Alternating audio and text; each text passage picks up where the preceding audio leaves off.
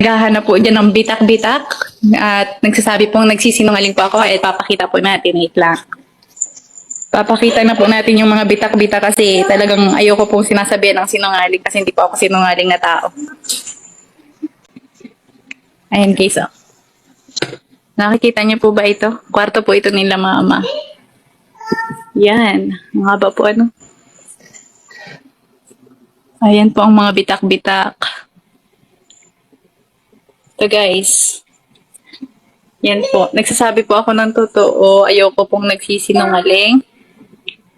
Hindi po ako sinungaling na tao.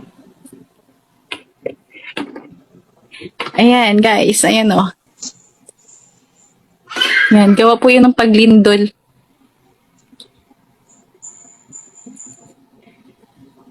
Ito po, yan po yun.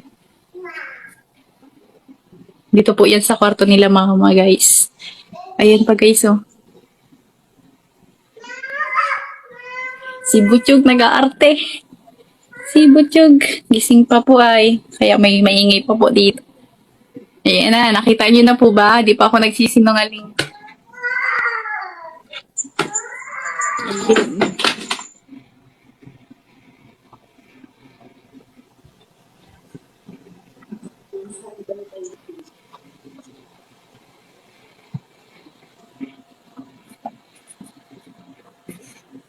Ayun po, ayun.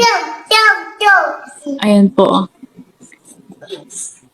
Grabe nga po yung kaba po ni mama ay.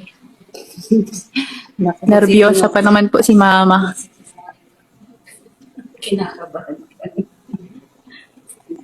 Ito po yun. Ito nga po ang kinakatakot ko dito. Isa po sa kinakatakot ko kasi parang matitikal na po itong sa ano dito. Ito po, yan. Medyo buka na po yan dyan sa may anong yan, chandelier.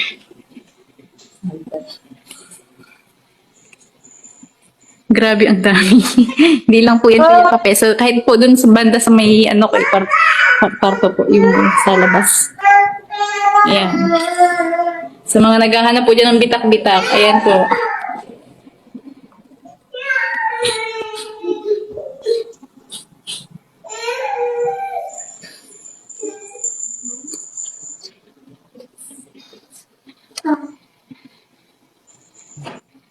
Kasi talagang ayoko pong sinasabihan ng sinungaling kasi hindi po ako sinungaling na tao.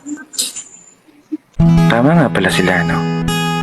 Kapag naranasan mong maliitin ka ng ibang tao, Jane Batalero. doon ka lalong mas magiging determinadong manalo. Doon ka lalong mas magiging ganado.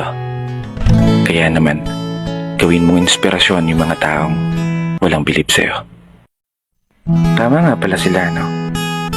Kapag naranasan mong maliitin ka ng ibang tao, Jane Batalero. doon ka lalong mas magiging determinadong manalo. Doon ka lalong mas magiging ganado. Kaya naman, gawin mong inspirasyon yung mga taong walang bilib sa'yo.